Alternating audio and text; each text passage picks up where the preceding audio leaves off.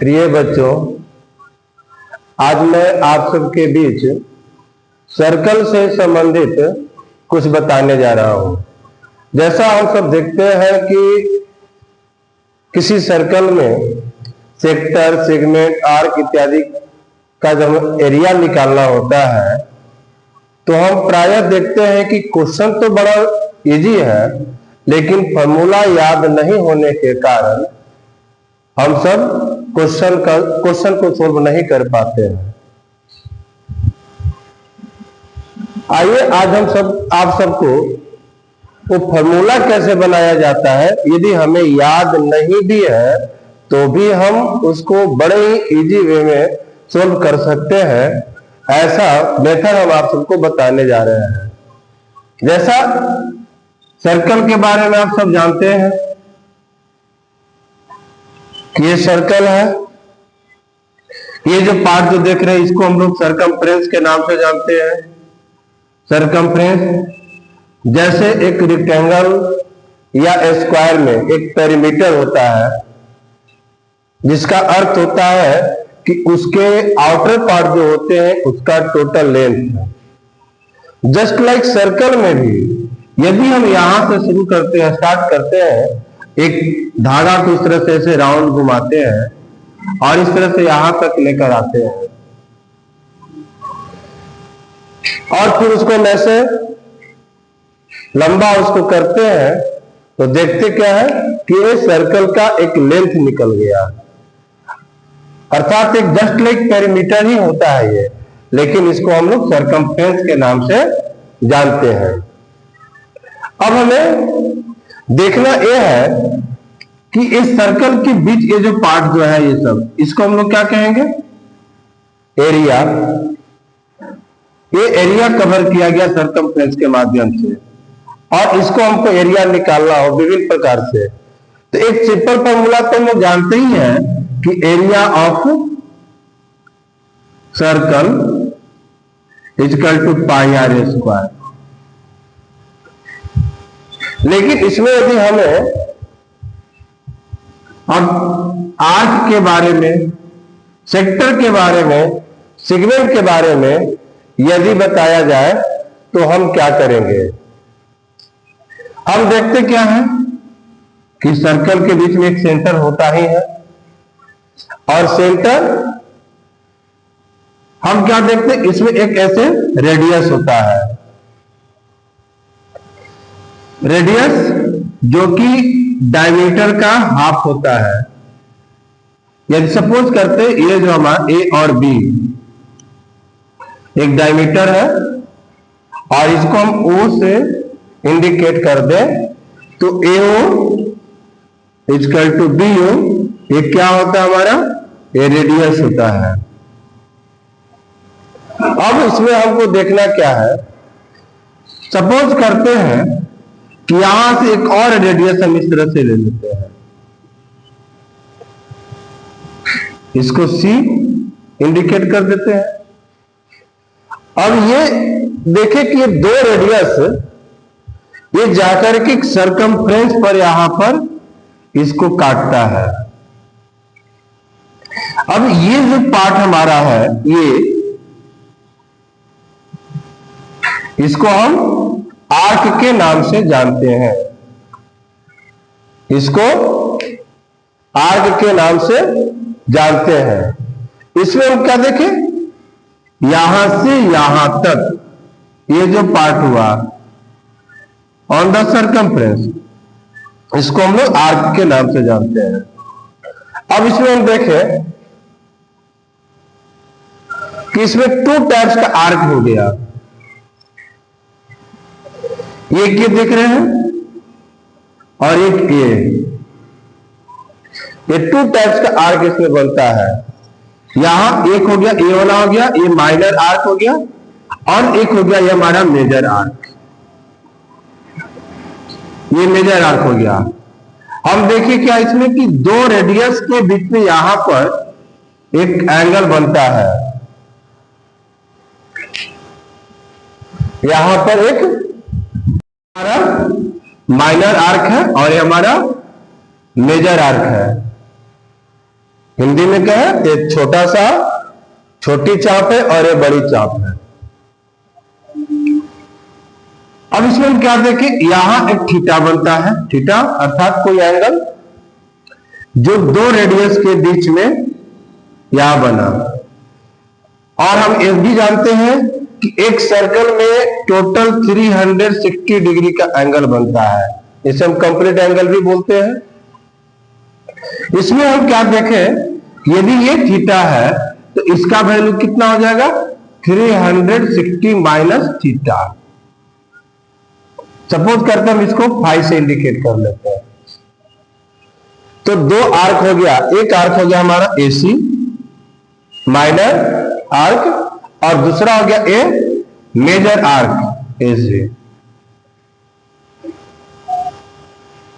अब हमें AC का वैल्यू निकालना हो, लेंथ ऑफ आर्क, कैसे निकालेंगे?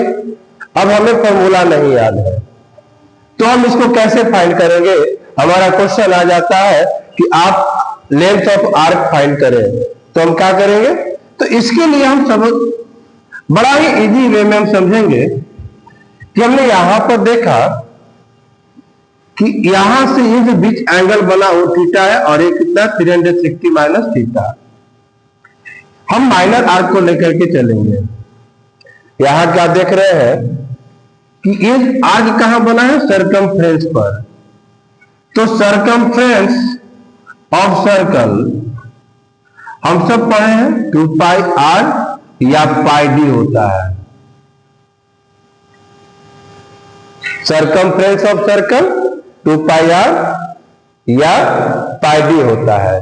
अब 2 पाई आर बना, इसका मतलब क्या हो गया कि कंप्लीट 360 डिग्री बना ये।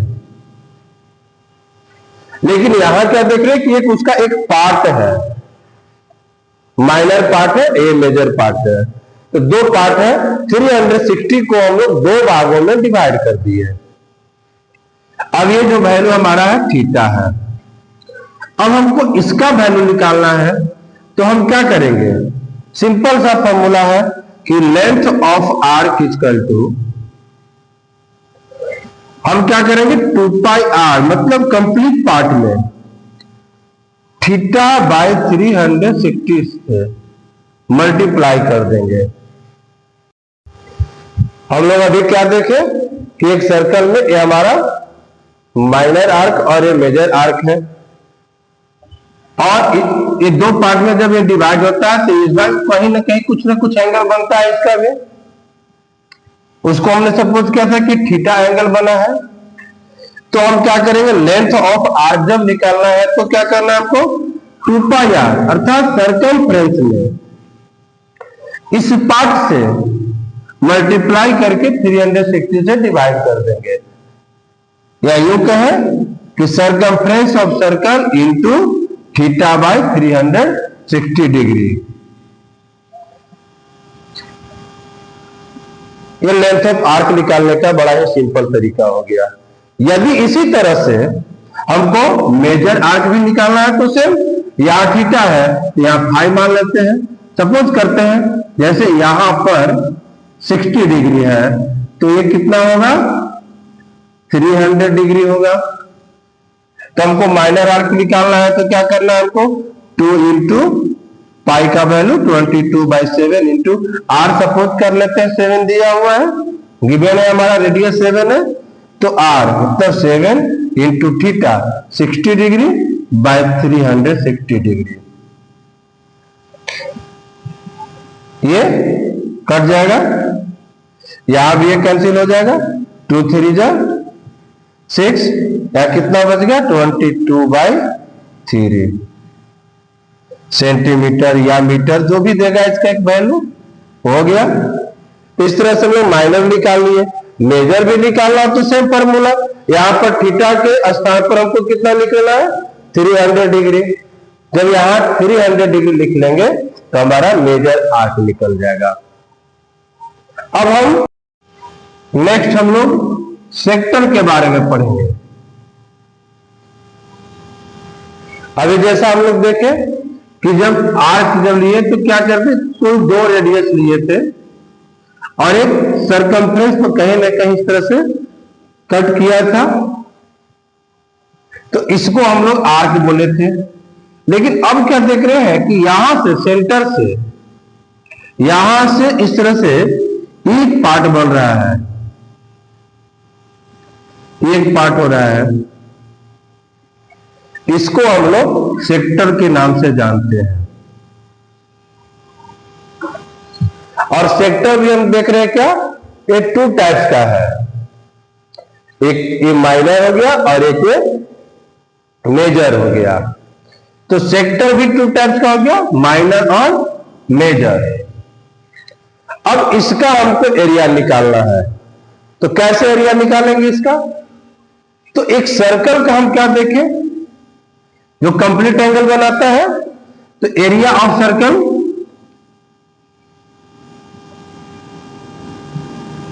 पाई आर स्क्वायर है, और हमको एरिया ऑफ सेक्टर निकालना है। तो यहां भी हम देख रहे हैं क्या कि एक पार्ट है, ये पूरा एरिया का एक पार्ट है, 2 पार्ट में डिवाइड किया गया है, एक पार्ट ये है। तो इसका एरिया हम कैसे फाइंड करेंगे? तो सिंपल सा है कि area of sector equal to area of circle में यहां भी हम थीटा बाय 360 डिग्री से मल्टीप्लाई कर देंगे, थीटा बाय 360 डिग्री से मल्टीप्लाई कर देंगे। अब ये पाई आर स्क्वायर क्या हमारा एरिया ऑफ सर्कल है और उसका एक पार्ट है, तो ये 360 डिग्री बनता है टोटल, तो उसका एक पार्ट मिला, इसलिए हम थीटा यहां पर कर दिए, थीटा बाय 360 डिग्री मल्टीप्लाई कर दिए, ये हमारा एरिया ऑफ सेक्टर आ जाता है। और इसमें भी 2 तरह का है, एक माइनर है और दूसरा मेजर है। बस यहां पर थीटा का ही है, यदि इसको थीटा और इसको हम फाई से इंडिकेट कर लें, तो यहां जब माइनर निकाल रहे हैं तो थीटा बाय 360 और मेजर निकालेंगे तो फाई बाय 360 डिग्री से मल्टीप्लाई कर देंगे। बड़ा ही सिंपल तरीका से हम इसका एरिया निकाल ले सकते हैं। अब हम लोग नेक्स्ट सेगमेंट के बारे में जानेंगे। सेगमेंट क्या होता है, सेगमेंट का एरिया कैसे निकालेंगे? तो हम क्या देखते हैं कि किसी भी सर्कल में, किसी भी एक सर्कल लेते हैं,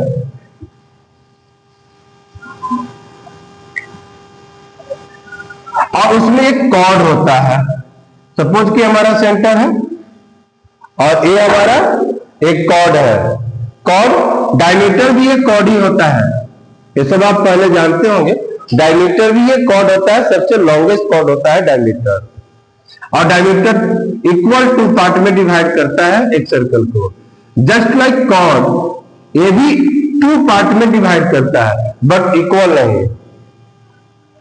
और कॉर्ड क्या होता है, सरकमफ्रेंस को 2 जगह 2 पार्ट में इस तरह से यहां पर काटता है, इसको हम लोग कॉर्ड के नाम से जानते हैं। अब हमने क्या देखा कि एक ये जो पार्ट जो हमारा मिला, इसको हम लोग सेगमेंट के नाम से जानते हैं। तो सेगमेंट भी 2 टाइप्स का हो गया यहां पर, एक माइनर और दूसरा मेजर। माइनर सेगमेंट और मेजर सेगमेंट। अब इसका हम एरिया निकालना तो कैसे निकालेंगे? तो इसको एरिया निकालने के लिए हमको क्या करना है, हमको यहां सेंटर से रेडियस लेना है, 2 रेडियस। अब क्या देखें कि ये जो पार्ट जो पहले से ये जो था, ये जिसको भी हम लोग सेक्टर के बारे में पढ़े कि ये सेक्टर है, तो सेक्टर में यदि इस आर्क को ज्वाइंट करा दिए,